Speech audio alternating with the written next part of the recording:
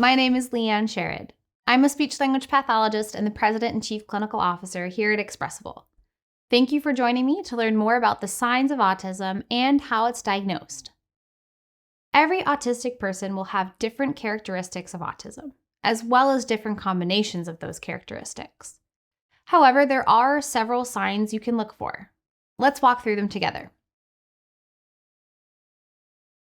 First, compared to a neurotypical person, an autistic person may make little or inconsistent eye contact. A child with autism may have delayed speech and language development, or they may lose previously acquired speech. Their communication may have characteristics of something called Gestalt language processing.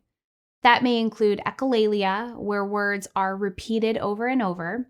It may also include scripting, when words, phrases, or sentences learned in other contexts, such as a TV show or movie, are repeated in conversation to convey a person's thoughts. Another sign of autism is not responding to their name or to someone who's speaking to them. Autistic children may prefer playing by themselves to playing with others. They may repeat behaviors like spinning a wheel on a car over and over. And they may have special interests, items, activities, or hobbies that hold their attention much more than other things, and which they enjoy learning and talking about more than anything else. Someone with autism may need support when their routine or surroundings change.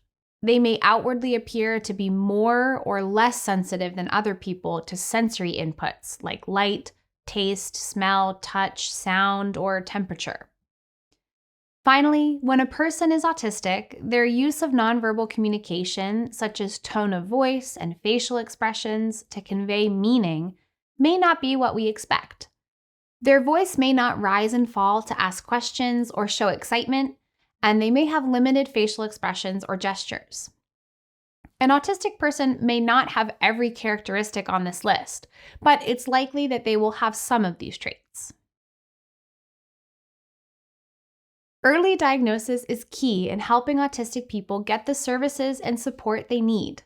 The American Academy of Pediatrics recommends that children be screened for autism at their 18 and 24-month well-child visits with their pediatrician. If screening suggests autism may be present, a recommendation for a formal autism evaluation will be written up.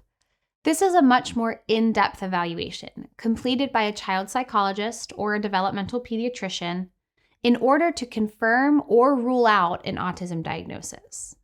A team of people may provide information for the evaluation, such as a speech-language pathologist, occupational therapist, or neurologist. The testing process will likely include several types of assessments.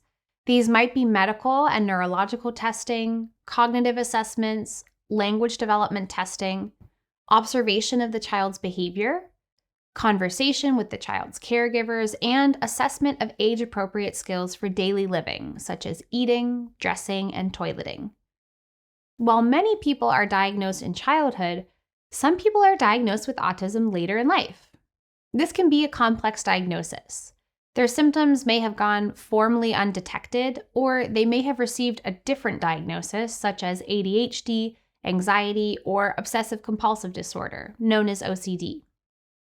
For teens and young adults, signs of autism can sometimes include difficulty forming friendships.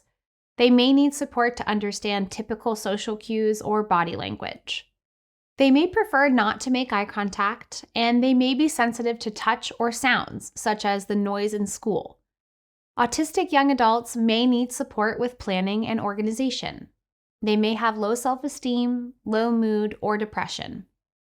Once a person is diagnosed with autism, it opens the door for the right therapies and support. While early diagnosis is best, a diagnosis at an older age can still be life-changing for the autistic person. A teen's school can play a large part in helping with the diagnosis, as teachers or other professionals may spot some of the signs. For adults, a psychologist or other medical professional may be the one to start the process of looking into autism. Many adults are beginning to research for themselves and start their own journey to diagnosis. Every person deserves access to the support they need to thrive. That's why diagnosing autism is so important. In our next video lesson, we'll focus on one of the main supports that autistic people receive, speech therapy, and how this can help in many areas of their life.